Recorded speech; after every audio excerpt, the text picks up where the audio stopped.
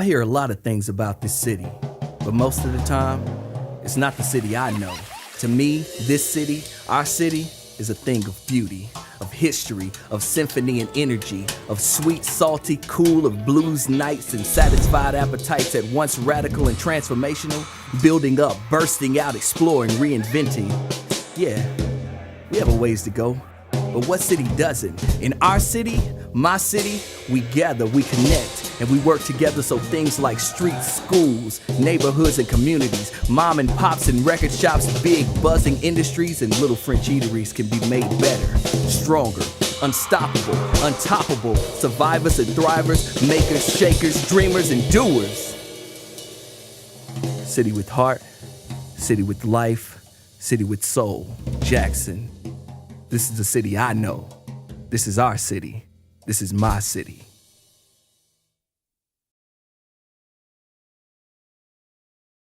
Mississippi is a very, very unique place. I'm a restaurateur and I sell food. And in order to sell food, I have to buy food. We need to have a structured, easy to use system to gain access to the best product around, which is locally grown. And the Food Hub is the way we're going to do that. I'm from Mississippi and I'm a farmer in central Mississippi, same location as the Food Hub. So I'm doing my best to grow as much as possible and also to provide a high quality product. My side of it is I work already close with the local farmers. You know, I love to cook.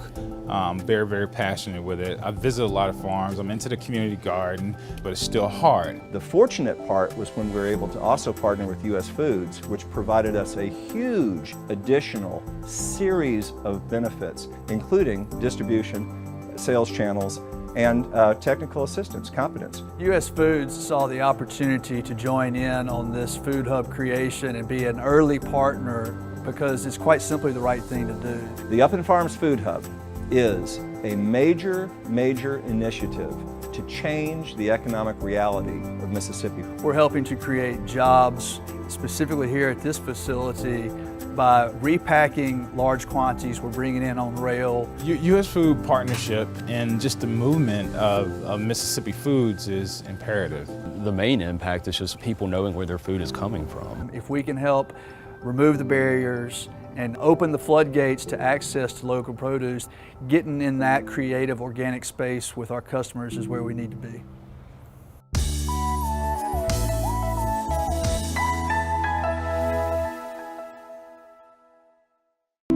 Another look at it through the rearview mirror. Everybody's supposed to eat, supposed to be full. I would hit that 4 every morning, come down here at 6 o'clock in the morning, open this place up. When you walk through that door, you're gonna feel something, you know. Love is here, love is in the air, love is everywhere when you're in here. I was well known by, people from everywhere. And most of the time when people come in town, they be looking for peaches. Because of Miss Peaches Cannons and it's good old down-home soul food and breakfast. I worked because I had to do it. Then I worked because I loved it. I loved to work. This lady had a vision, a soul food to serve grandmama's cooking in a restaurant. Everybody called me Peaches. I am the founder of the restaurant. I came here in 1961 in May. When I first started, it was very small, I had me and one girl. I first started cooking 1 meat or 2 meats a day. Grew from that, we started cooking, adding, more and more each day. So now some days we cook around 7, 8 meats. Back in '61, when you have a black lady, was able to really come up with her own business and ideas and develop it and really stay at it all these years, you had to have a strong will and a strong heart. I've always worked all my life. My daddy always told me to learn how to work so you won't have to beg. So I chose cooking to be my job, and that's what I did. I got first-hand training with what I think one of the master chefs and cookers of all times. I got my cooking from my mother and my grandmother. I was all the way in the kitchen, standing up on the box watching, seeing what they done, because I never cooked by a recipe. I would always do like they would do, put a little of this and a little of that, and when they cooked, taste it, see what it like, add a little bit more to it. So that's the only thing I don't know whether I cook it by a recipe or not. Peach's restaurant was established in May the 29th, 1961. In 1961, Ferris Street was real. A lot of business was down in here. The movie was open, it was there. And on Saturdays, weekends, you couldn't even get up down Ferris Street because so many people would be down. People was more together at that time. The community was really structured. The working man and woman really brought his family here to eat. Before they, immigrated and did a lot of things like that, this was the place that they had to come to. I was here during the Civil Rights movement when there was so many people. The movie stars and things, they would come in because they couldn't go nowhere else. Boo Moose Jackson, James Merritt, Buddy Johnson, Muhammad Ali, Lionel Hampton, James Brown. I would meet them and feed them. When you walk through that door, it's just like home. You're gonna get the treatment from the employees and the waitresses like you got 10, 20, 30 years ago. She's one of the best person to work for. I am the breakfast cook. I open up at 6 a.m. every morning. On the breakfast, we do about 10 to 11 meats. Homemade pancakes, salmons, red rose sausages, patty sausages, bacon, omelets, grilled cheese, you name it, I can fix it. On her dinner, she has come up with over like 35 meats. #1 seller, that's smothered chicken. Beef stew, oxtails, Pig tails or pig feet, chitlins, that's the main thing. We do about 22 different types of vegetables. Cabbage greens, turnips and collard greens, black-eyed peas, candied yams and macaroni and cheese. Rice and gravy is the main dish. If you came up in here hungry, you wouldn't leave out hungry. Here one day, about a month ago, this guy came in and ate his dinner. And you know how children do when they grow up. And he says, "Hi, Miss Peaches." I spoke, I said, "Hey." But I didn't recognize who he was. So he ate. When he got up, he come around and hugged my neck and gave me a $20 bill. He said, "This for some of them times that you fed me when I was hungry." When the Jackson Mall opened up, people started getting me to go out there. Metro Center opened up, people started to get me to go out there. But I said, this is where I started, down here with my people, and I refuse to leave. I feel like I can be a help to them down in here, so I'm still here.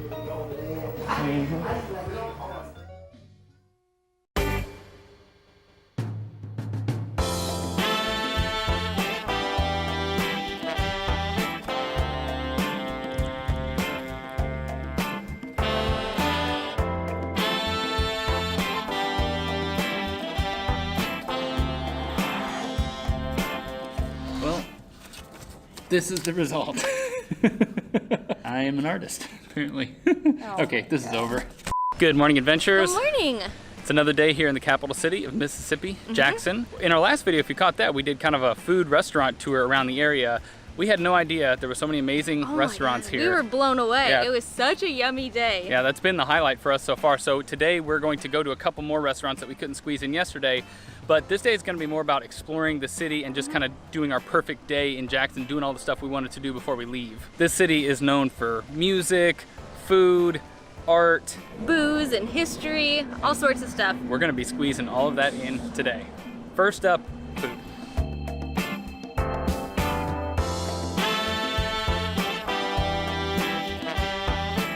For our first stop of the day, we are grabbing breakfast at Brent's Drugs. This place is super cool, you guys. It was opened back in 1946. It was actually a proper functioning drugstore back then, but it was also like a soda fountain shop. So a lot of local kids would come here and hang out at the bar right back there. It's kind of changed hands over the years, and then eventually the drugstore part of it disappeared, and they did some renovations in 2014. They kind of updated everything but kept the similar style from back in the day. So this is pretty much what it looked like originally. And it is so super classy, super vintage feeling, and they've got like some jazz swing music playing, which is very appropriate, I think. Our food is here. I am so excited for this. I got a fried chicken biscuit with a little side of fruit, and then Eric got the full order of pancakes with some sausage. Oh my gosh, it looks and smells amazing. It really does, you guys. Super fresh, and I think all made to order, which is great. Yes.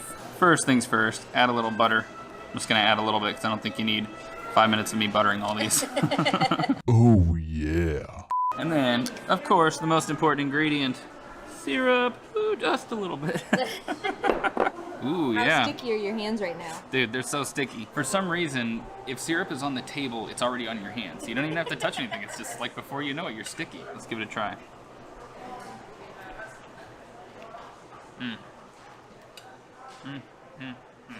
I never order pancakes because I feel like they're never really done right, but these ones are done right. All right, I'm back with another road vlog. This is from a recent show that the band and I did at Millsaps College in Jackson, Mississippi. Sort of like a big spring event for their school, and they booked us to play a private show for them out on the football field. So the day starts with our crew. They arrive a few hours before us and get all of the sound system and stage and all that set up, and then the band and I arrive and we get sound checking like you see us doing here. Except yeah, we will jam at the end. We'll get big at the jam. So we'll do everybody in lightly off the top after I hit that little thing. So now that sound check's done, the stage is set and people are starting to trickle in for the day. Before we played, they had their spring football game going on the other 50 yards of the field. So as a massive football fan, I couldn't help but watch for a little bit. Next thing is the band and I head to the green room, but on our way, we came across this awesome basketball gym that used to be an airplane hangar. Pretty dope. Then it's green room time. Have a little food. Gotta rest up for the show, get loose. And since by the letter of the law we were playing in a stadium, I milked that bit for all it was worth. What type of show is this again? This is our stadium show. Okay. First show of the stadium tour. It's a one-show First tour. and last.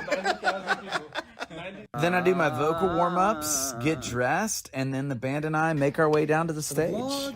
I don't have any videos of the full band part of the set, but Josh, who filmed everything that isn't clearly filmed by me in this, got a few clips of my solo set.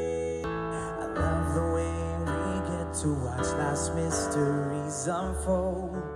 These are all the things I understand now. Then after a really great and fun show, we started loading out. Now here's where the vlog gets very different from most road vlogs. Because the show finished during the day, we had time to get dinner before we started the drive back. So we went to Lou's Full Serve, which is just awesome Southern food in Jackson. And it was fantastic. After a great dinner with the guys, it was time to head back home. So this was outside of day trip distance from Nashville, so I stayed in Oxford, Mississippi, and then finished the rest of the drive on Sunday. So yeah, there's a little look into what a one-off full band show might be like for an indie musician. Hope you enjoyed it. Thanks for watching.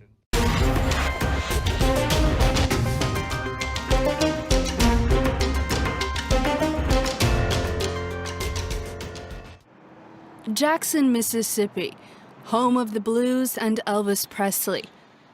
But the sobering reality about this city is its rates of gun violence.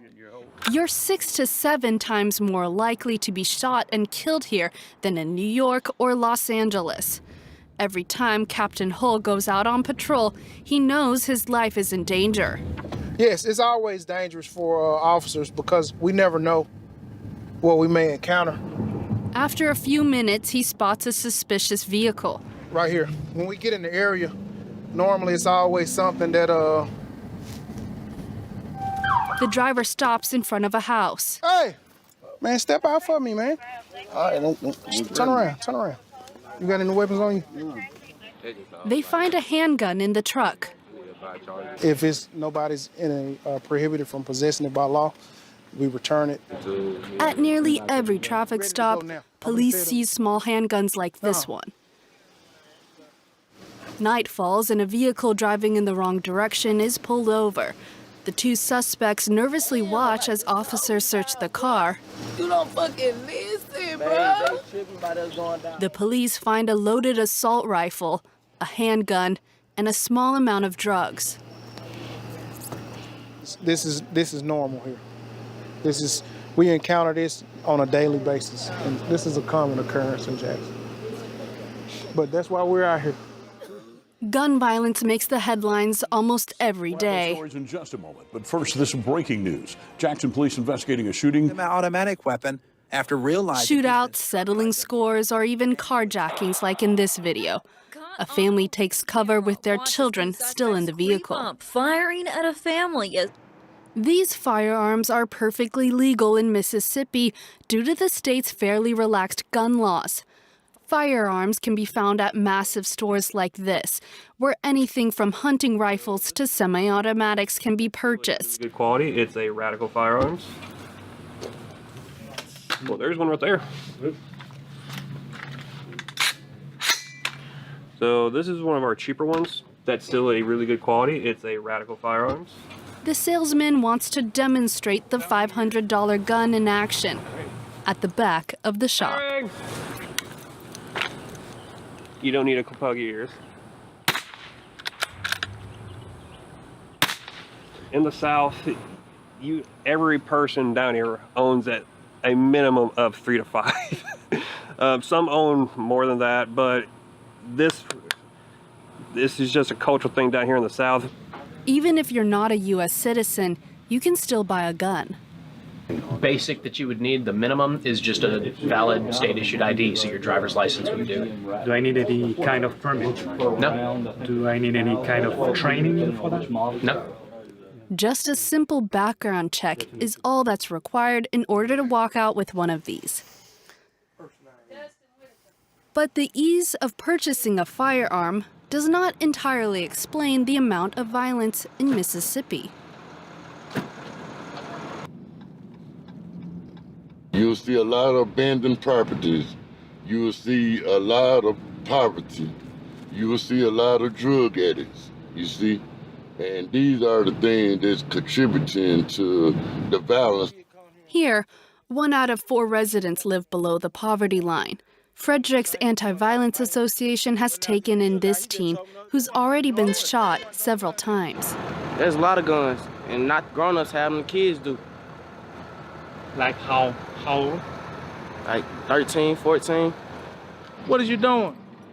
Come going to folks' house, they mad, son. We the folk come back. Man, that's Chase. Man, come on, man. What are you doing? But this prevention work is not always effective.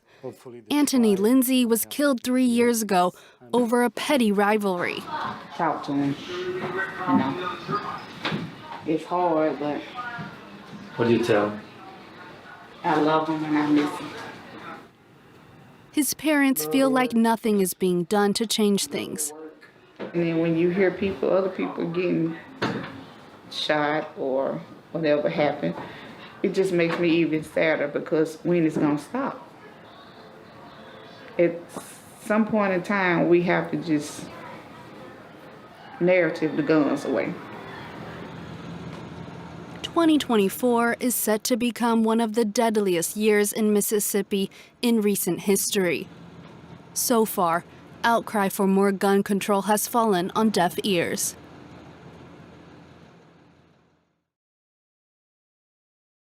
Well, whenever we visit a new city, I like to take some time and drive around the streets and the downtown and the area surrounding, and I stop in gas stations and kind of get a feel of it.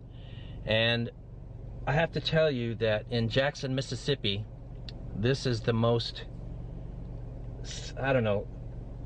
driving around it has the most feeling of despair, and I don't know how to say it, but obviously the economic distress here in Jackson is amongst the worst I've ever seen. I mean, you could tell right away. We stayed in a hotel, a pretty expensive hotel, right off downtown, a block away from the Capitol, and we're pulling into it, you know, into our hotel, and this is what you see right across the street. This abandoned, decrepit Shoney's. And so I was driving around the city. Downtown is okay. You're seeing the footage now. It was shockingly barren of people.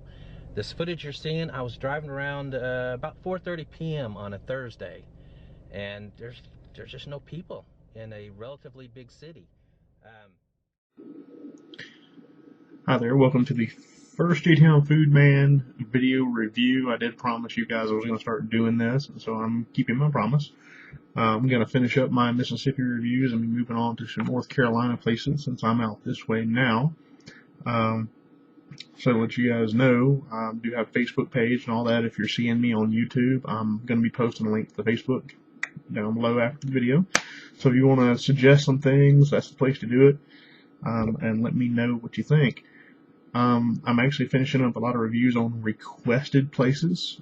So this is going to be the review for Twin Peaks that they opened in Jackson, Mississippi. I'm going to be doing some personal comments, things on it also, like I do with all my written reviews that I've been doing. So here's what I thought walking into the Twin Peaks. Now, first off, the outside, you know, it's a franchise restaurant, but it actually has a really neat look if you've never been to one. They're pretty cool. It's basically the ultimate guy's man cave restaurant. I mean, there's really no other way to explain it. There's TVs everywhere playing sports, great bar, and honestly, scantily clad women everywhere. So, 3 things guys want to see. There you go. It's all in one spot. I don't know how else to put it. So when I went in, they had a really good greeting. And they're actually, to be honest, there's a lot of restaurants that can take a note off these guys, because there has been some restaurants I've walked into where the greeting was non-existent, and that really irks me because that sets the atmosphere for the entire experience in a restaurant. Hi there, animals. Welcome back to our show. As you recall, last week on Horrible Movies, Scar and Scoop made it without singing Blast. Well, that is almost. Well, let's take a look at that again, shall we? Do you realize that we got through this whole show and no one said blast? Blast? Blast? You shouldn't have said that. Did someone say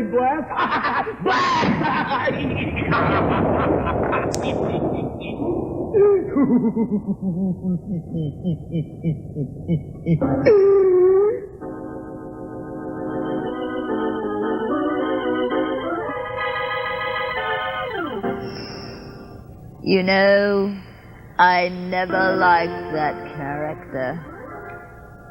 He is a menace. It's injurious to one's health to be around him. Terrible. There's no need for anyone to act that way. Too much violence on television. Just awful. There's no violence this week, however. Well, the biggie is nothing much, you know, the mummy's hand and all that. 1940 dog movie. 40? I'm 34 years old.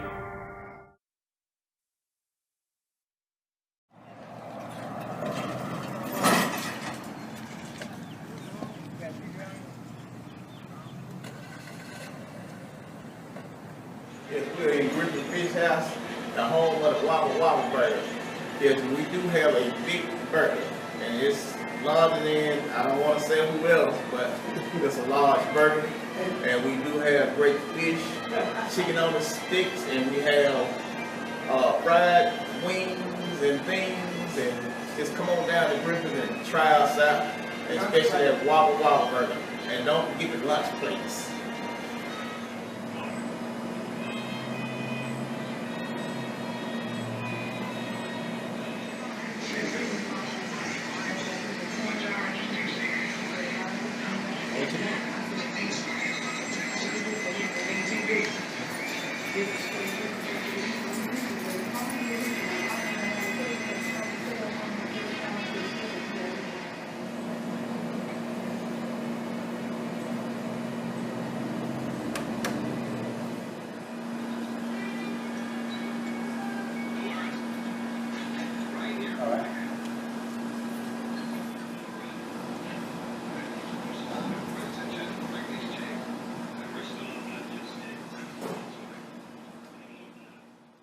is the start of the climate wars. Jackson, Mississippi. This is a prime example of environmental racism, which is the policies and practices that disproportionately affect people of color, specifically Black and Indigenous communities, in preventing them having access to clean air, water, and soil. The Environmental Protection Agency already assumed that by 2030 there would be a lot of water shortages. However, in this case, this has been a historically Black community that has been heavily disinvested in. Environmental justice was created by Black and Indigenous environmental leaders that raised the sounding bells of alarms on these types of issues. And the fact that when people say, oh, the environment isn't racist, that can't be true. Yes, it's true. Nature itself isn't racist. However, the people in power that implement policy and practices are in fact racist. Now, if the environmental movement actually centered Black and Indigenous voices and gave them funding to protect themselves from environmental racism, this wouldn't happen.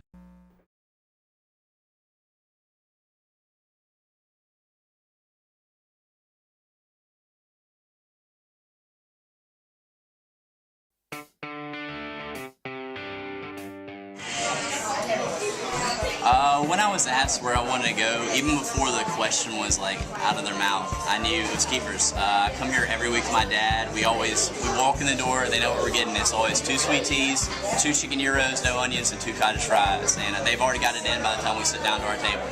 That's why I love Keepers. I've never had a bad meal here. It's always going to taste the same. It's always going to be amazing. Nothing's going to change. What I have to say about the series Sweet Home Alabama is basically, what girl hasn't seen Sweet Home Alabama? That's basically the whole premise behind the show, except instead of 2 guys, 20 guys. You got that southern rivalry, you got country versus city, so there's 2 cultures in that one house, and it clashes the whole time. It doesn't get to the level of like the Real World or anything like that. It's not as cheesy, but I mean there is a definite. The first 2 episodes, it's all about clash. Minds clash, people fight, punches are thrown, and then really for the first 2 episodes, it's really like there's not really a girl there. It's basically about the country and city guys, and then once we get past that, we realize, hey, we're all here for a girl, and I mean it's basically. I think a lot of women will love it because it's just like the movie.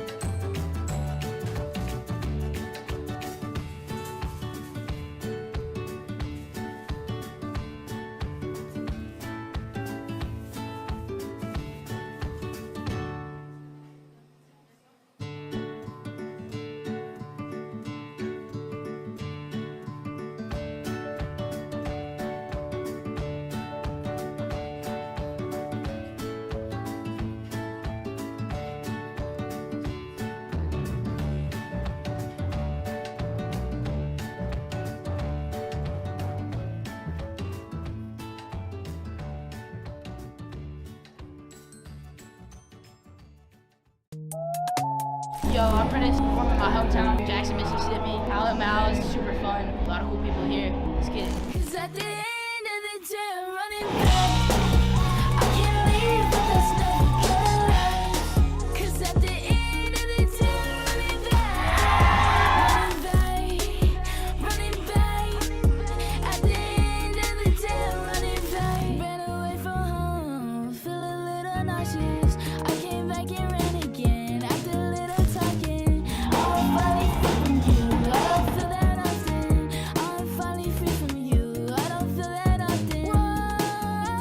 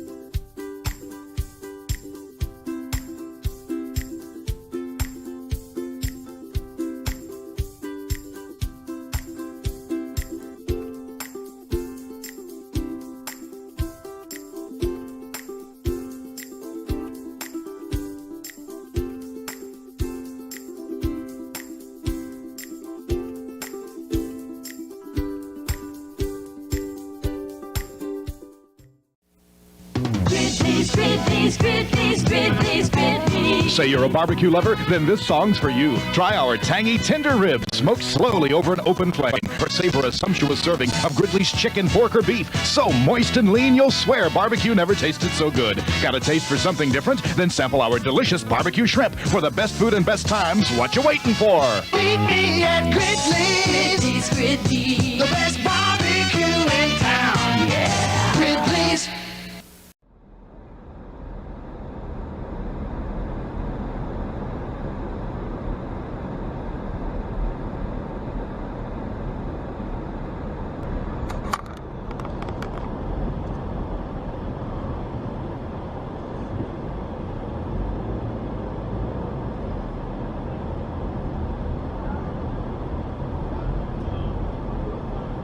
West side now, man. We're on the west side, baby. Yeah, I'm over here on the west side of Jackson right now, and I'm over here with a local artist. What's your name? What's your name, man? Nico, bro, Nico. Yeah, so why don't you tell the people where they can, so you do music, right? Yeah. So why don't you tell people where they can find your music and everything and check you out, man? Wherever you play music, anywhere on our platform, Nico, N-I-C-K-O-E. Okay, you got any social media you want to put out there? Yeah, I got Day One Nico, D-A-Y _ N-I-C-K-O-E. But look, we're gonna let Unc tell y'all what we're doing. Nah, man, you don't tell me. Who gonna tell me what? Somebody. What you need? What you want? What you want to know? Oh, who am I talking to? You can talk to whoever, me, him. Okay, so well, I'm on the west side of Jackson right now. Tell me about the west side of Jackson. I mean, West side of Jackson. I'm describing the west side of Jackson. Shit, we the face of the west side. Come on, man. That's what it is. He said it. We stamping it. Yeah. But we get it how we live. That's what it is. Okay, straight well, up and down. He just had me on mostly on the north side. Yeah. Okay, so tell me about the difference between the north side and the west side of Jackson. Ain't no different. Ain't nothing different. Yeah. Ain't nothing different. Yeah. Ain't nothing different. All this shit the same, Jackson the same. Straight up. West and all it's all the same. Straight Whatever up. you think about it. Straight up. Yeah, ain't shit different. You know what I'm saying? As you can see, we doing hood shit. You know what I'm saying? We in the hood. You can show them the camera. We at the table, crock ball. Outside. I'm pretty sure they doing that same shit I know. Ain't nothing different. You feel me? Right. Everybody with it. You dig? I am just off of Canton Road, Jackson, Mississippi, at a place a lot of you have been asking me to come to. It's Jefferson Grill. It's in the Valero behind me. The parking lot was so full that I couldn't really park in the parking lot. So I'm like 2 parking lots over, but you can kind of see it over what is my right shoulder. The Valero, it doesn't say Jefferson Grill on the outside, it just says Good Barbecue. And there was a line. I mean, it took me like 15 minutes to get through the line and get the barbecue. So anytime you wait that long, the parking lot's that full, you have pretty high hopes. So let's check this barbecue out. This plate was about 18 bucks. It looks really good. I got it with no sauce. And I got some baked beans and potato salad to go with it. Pretty basic on the baked beans and potato salad, looks like it. But again, let's take a look at this rib. Pretty good looking rib, honestly. All right, let's check this out.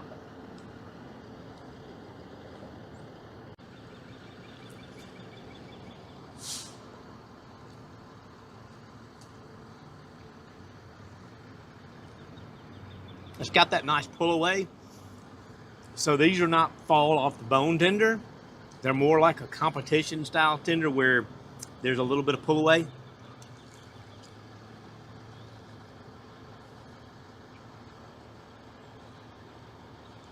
Very good, nice. Nice crust on it, a little bit of sweetness in whatever their rub is.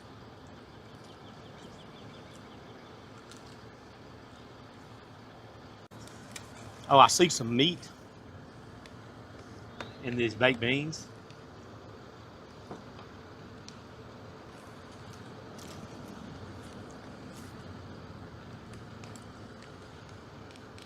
The baked beans are really, really, really sweet.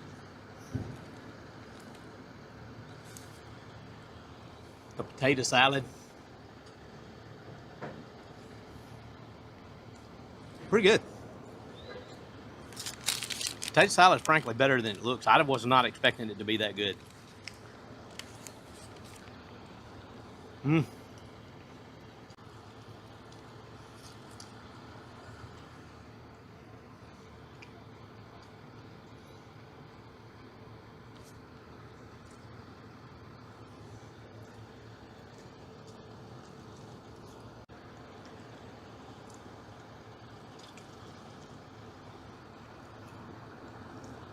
Jefferson Grill, Old Canton Road, in the city of Jackson. It's just across County Line Road, a little bit into Jackson. It's very good. Again, I'd have liked it with a little more smoke and just a little bit more tender, but they were really good ribs. Love you guys. Live life with passion. Come check them out and tell them Stafford sent you. So we've got a lot of work ahead of us because the status quo resists change.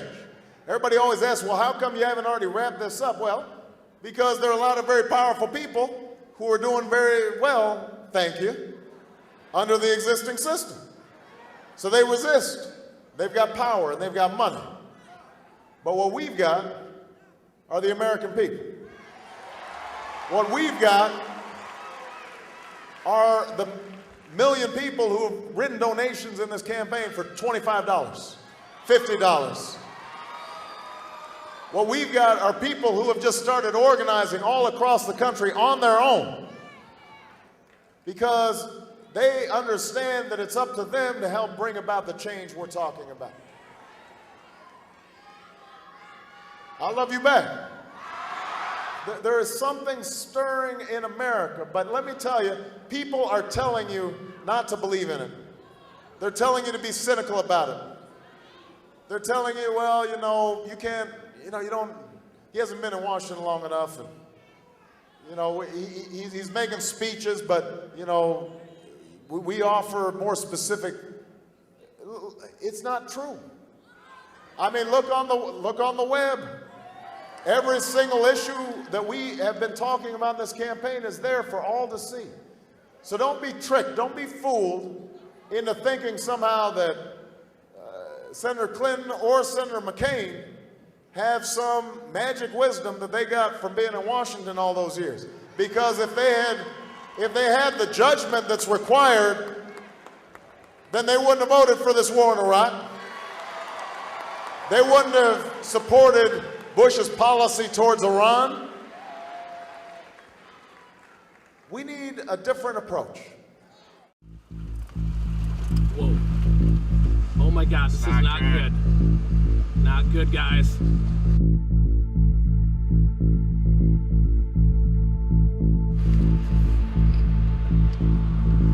Hey, stay on it, stay on it. Not good, not good. Chris, get ready. Hold on.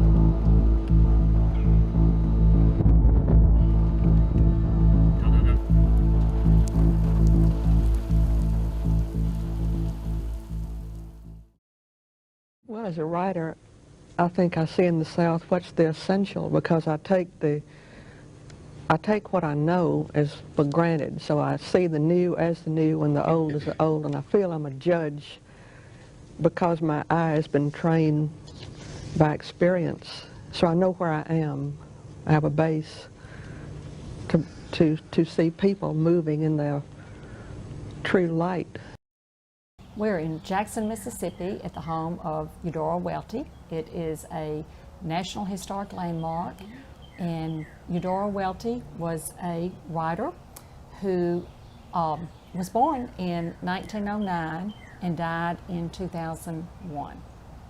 She was a writer who won just about every literary prize there was to receive other than the Nobel. She is studied throughout the world, really, published in many languages. She wrote some short novels. She is probably best known for her short stories. Yeah, that was the form that she most valued, was the short story form. So she has 4 collections of short stories, some of which are not that short, totaling just under 50 stories in those 4 collections. And then there is One Writer's Beginnings, which is a short. It's actually the story, Eudora's life from the time she was born, growing up in Jackson, till the time of her publication of her first story. And it's very entertaining. Of course, I personally love that one, but also The Optimist's Daughter is her novel that won the Pulitzer Prize. She wrote anywhere. I mean, she could write, as we said, in a car, anywhere, but most of her writing she did here, and she would fine-tune it here. This home was designated as a landmark in 2004. The house opened to the public for tours in 2006. I haven't even been here 2 years, but I can't tell you how many times people have said to me in a tour how they would come down here just to hear her typing away. And they did, they often did. So, because she'd have the windows open upstairs and it was an old manual typewriter. So, so she, she did quite a bit of work here. This is much like her room when she was here writing. She had her typewriter. She would make notes on anything available. The back of a checkbook, little scraps of paper. An address book. The address book, it was, she would jot down names as she heard them. And she could be on a bus, or she could be in the beauty parlor, or the grocery store, or she'd see something and she'd think of a name, or she'd hear a name, and she'd jot these names down. And then by some of the names she has real. So she would know not to use the whole name in the story because it was a real person. She loved Jackson. She felt like she always, that she could write anywhere, but she knew the people here. And I think she liked writing here because they respected her and they gave her her privacy. She could go to the grocery store and they wouldn't bother her. They really liked her, and she was quite a, you would go into a restaurant and you'd see the heads turn as she walked, to her table. Everybody would be punching everybody. Oh, there's Eudora Welty. But she knew the people.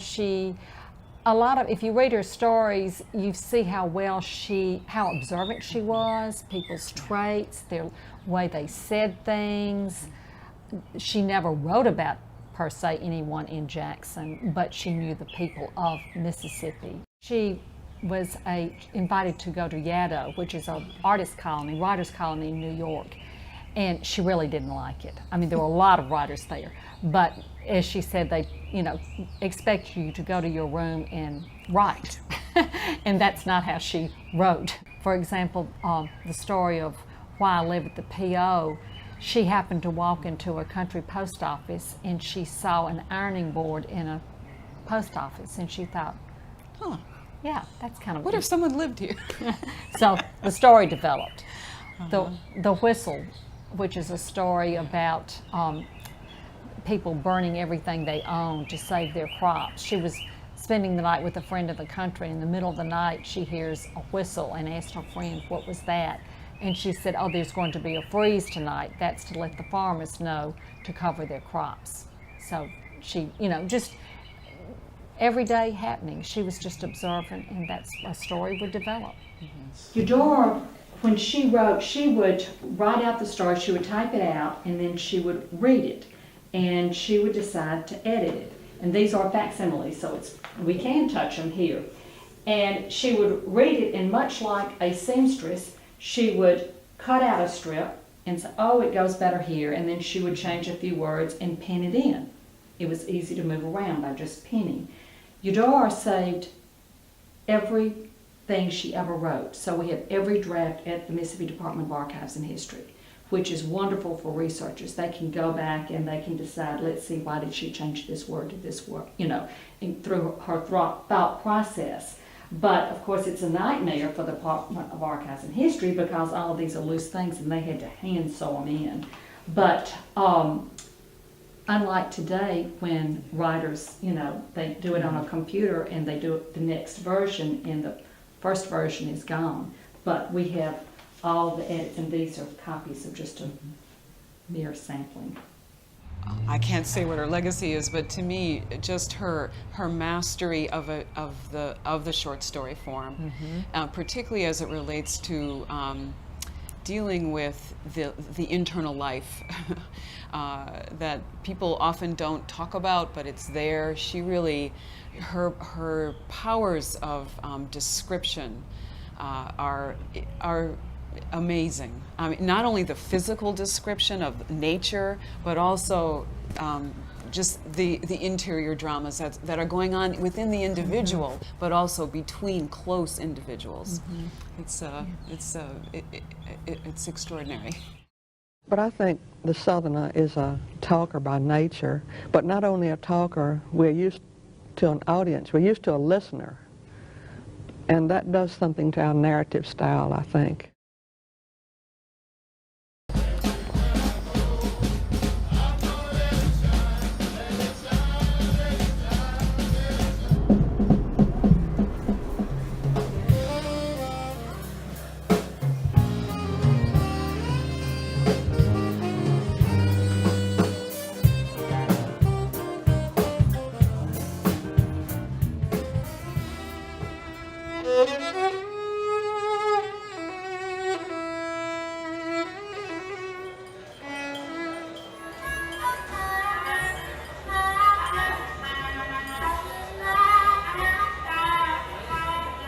There he is. Look at Uncle Bobby.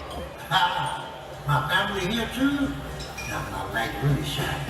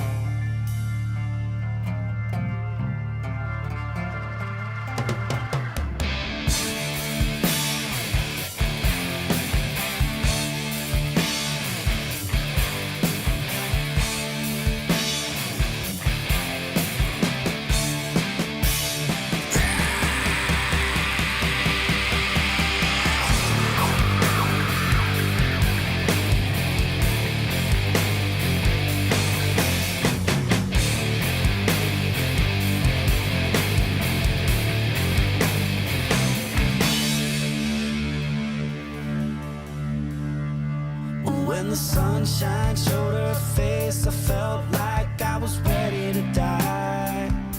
When looking for a place to hide, a hole I could crawl inside. Long lines, whiskey bottles, and the same old song. I smell death in the air, and I know it won't be long.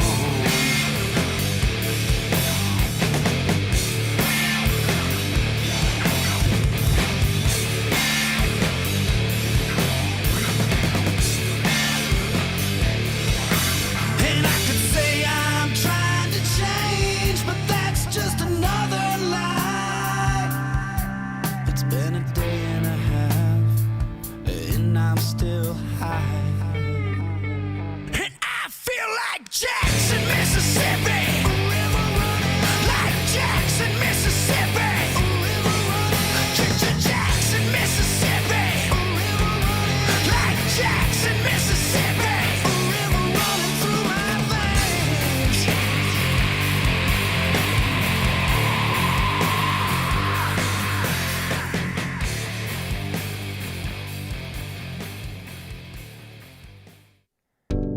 Jackson, Mississippi.